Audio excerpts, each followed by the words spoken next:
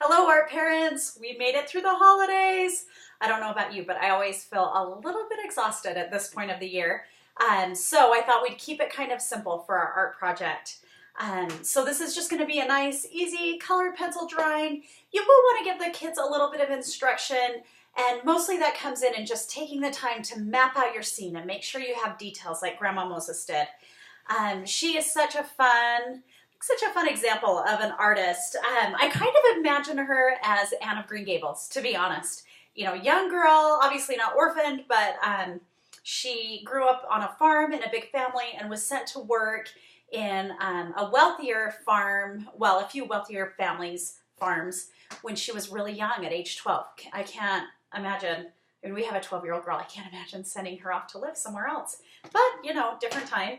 And then at age 27, she married and had her family, raised her family, was always artistic, but never really took the time to pursue her art because she was super busy, as people who lived on farms in the early 1900s were.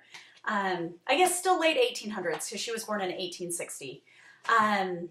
So then when her husband passed away, she moved in with her daughter, and in her 70s, let's see, 76, I want to say, she started painting basically full time. I mean, she just took the time, she had the time now to work on her art, and that is what she did. She painted all day long.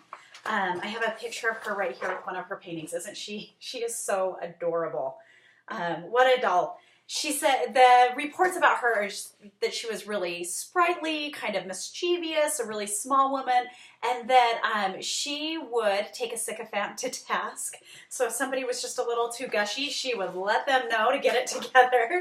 Or she just sounds like, I don't know if you know anybody like that. We have a good little family friend that's in her 80s that ran a ranch in Southern Oregon, and she just, like, it's all business with her. She doesn't put up with a whole lot of guff. She's darling and we love her, but you get out of line and she'll let you know. And I love that. I think that's so adorable. So here is a look at some of her works. I'll have these laminated for you tomorrow and on the art cart. The holidays, like I say, just throw me off a little bit. But you can see just a ton of details. Her scenes really take on this life of their own, and it really gives people a chance to kind of see. She said she liked to show people what old-timey life was like. So here is a Halloween. You can see the ghosts. Looks like they're out picking some apples. They've got the pumpkins around. Lots of stuff going on the roofs, which is interesting. And then a Christmas all together in the house. And just as you're looking at these with the kids, just take the time to point out, look, well, the grandpas are smoking, there's some kids singing carols, looks like grandma's over here spinning a little bit, Santa's coming in to visit the kids. Look, this little girl's playing with the doll, mom and some of the family are getting dinner on the table. I mean, just point out all the stuff that's going on, because the kids are going to want to think about this for their own pictures as well. You're going to want to pick a scene that has a lot going on, right? If they say, oh, I want to paint, or, well, I want to draw, I'm going to draw our family trips to the beach, and you just have your family on the beach, that's not super exciting, right? It's not enough detail. So if you're going to do that, then you need to show the beach houses in the back and show grandma sitting up under the umbrella and, you know, what whoever's doing. Tell them to kind of think bigger, think extended family, or even just stuff that, you know, was also going on while they were there if they don't have a big family. But one fun thing about Grandma Moses was she was really popular during her lifetime, and her paintings were used for all sorts of things, from household products, advertisements for all sorts of things. This is a postage stamp. So it's kind of a fun, I mean, she's just a fun artist, and it's a good point that you don't have to go to art school or apprentice for your whole life to be a great artist. You could start later on like this. I also think of William Turner, who we studied last year, the great English landscape painter, who, you know, raised a family, and in his late 40s, early 50s said, I really want to be an artist, and went after it. And I think that's, I mean, what a great thing for kids to realize that, you know, you don't have to Just pick one path and go for it for the rest of your life. You can be adventurous and try something new. There's always a chance to do what you want to do. This one's my favorite. It's called Sugaring On, and it is the maple trees in Vermont. So kind of the fun things going on here. You know, they're gathering the maple sap, they're boiling it up into maple syrup. You can see here all the different areas where they're gathering sap. Here they're pulling an oxen, you know, little oxen cart with the big pots of maple syrup.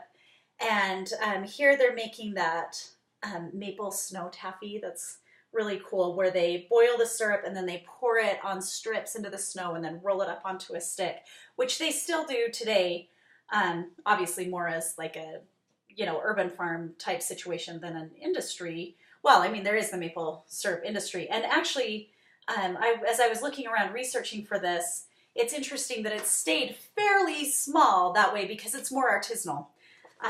So just kind of fun. Just take the time to really point out to the kids and, you know, just take a look at these scenes and feel the energy and the life in them. It's really a fun artist and easy to do this month, which will be fun. I'm debating back and forth on large paper or small paper. I just have a sheet of cardstock here, but I just wanted to take a second and kind of show you the process for that. So, you know, I'm going to do a little beach scene, and I think I'm going to bring it in at an angle. So I'm going to pick my horizon line, and then I'm going to have the water coming up, maybe down here at the bottom, and the kids will be playing in the water, and we're going to have, this is one thing I love, my in-laws, every few years we all go together and rent beach houses. My husband comes from a great big family. So there are these rows of umbrellas all down the beach, maybe even a little bit smaller.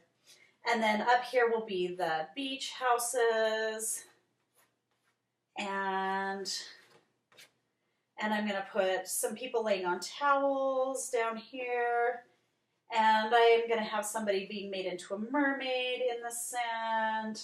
And I think I want a castle, a sand castle right about here. So I'm looking, and I've got a pretty full, you know, I'll have somebody walking to the beach house right about here.